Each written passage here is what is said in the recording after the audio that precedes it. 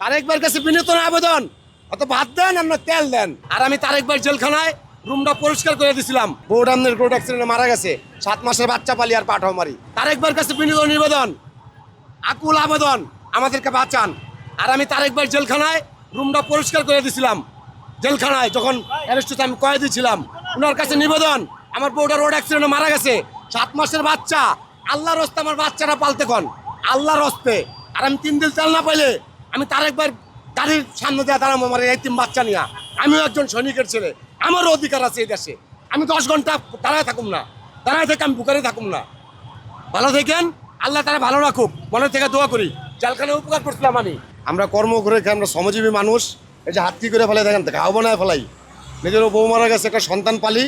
দয়া করে তারেক ভাইয়ের কাছে আবেদন, যে এই গাড়িগুলি গ্যাস করা আছে ওগুলি যাতে পেট্রোল পাম্পে তেল না নেয়। আর এই শাহবাগ পাম্পটায় তেল দেয় 7টা পর্যন্ত, অনেকজনের সিরিয়াল লাগে 6 ঘন্টা, আইসাতে পাম্প বন্ধ। এইটা দিন রাত 24 ঘন্টা চালানো যায় কিনা। জ্বালানি মন্ত্রীর কাছে আমাদের আবেদন, আমরা গরিব মানুষ, আমাদেরকে আর জ্বালায়েন না। তারেক ভাইয়ের কাছে বিনীত আবেদন, অত ভাত দেন আর না তেল দেন, দুটারে একটা করেন। আর ওই দেশের নাগরিকত্ব বাদ করেন। যে জায়গায় যাই সিরিয়াল আর ধরতে ভাল লাগে না। সন্তান নিয়ে অনেক কষ্টে আছি। বউডামনের রোড অ্যাক্সিডেন্টে মারা গেছে, 7 মাসের বাচ্চা পালি আর পাঠাও মারি।